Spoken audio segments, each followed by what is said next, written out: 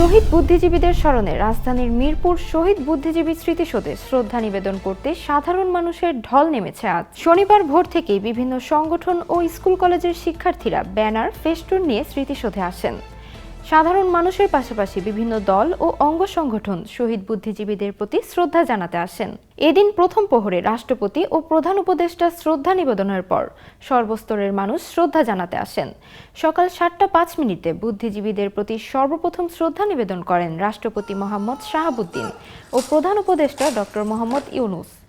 এরপর শহীদদের প্রতি শ্রদ্ধা জানিয়ে গার্ড অব অনার দেয় 3 বাহিনীর একটি দল। মুক্তিযুদ্ধ বিষয়ক উপদেষ্টার নেতৃত্বে শহীদ বুদ্ধিজীবী পরিবারের সদস্য ও যুদ্ধাহত উপস্থিত বীর মুক্তিযোদ্ধারা শনিবার সকাল 7:22 মিরপুর বুদ্ধিজীবী স্মৃতিসৌধে এবং সকাল 8:30 রায়েরবাজার বধ্যভূমি স্মৃতিসৌধে পুষ্পস্তবক অর্পণ করে।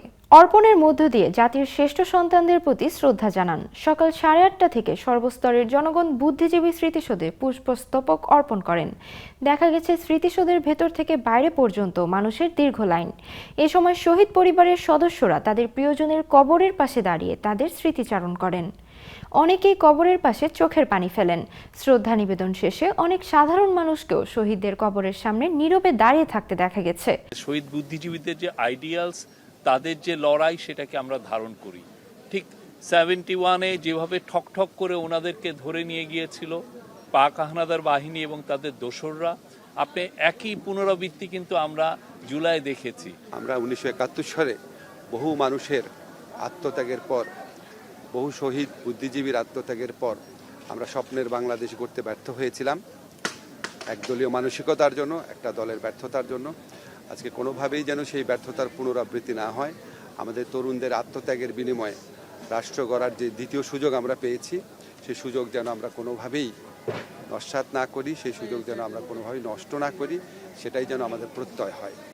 আবার অনেককে ফাতেহা পাঠ করে শহীদদের আত্মার মাগফিরাত কামনায় মোনাজাত করতে দেখা গেছে। 14 ডিসেম্বর শহীদ বুদ্ধিজীবী দিবস। এদেশের স্বাধীনতা ও মুক্তি সংগ্রামের ইতিহাসের মর্মান্তর একদিন। বিজয়ের উষালগ্নে দেশের শ্রেষ্ঠ সন্তান বুদ্ধিজীবীদের হারানোর দুঃসহ যন্ত্রণার দিন।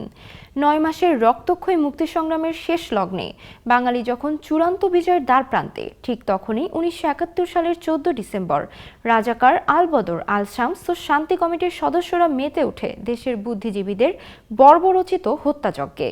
বিজয়ের চূড়ান্ত মুহূর্তে বাঙালি মেধার সে নৃশংস নিধনযজ্ঞ গোটা বিশ্বকে হতবিহ্বল করে তোলে।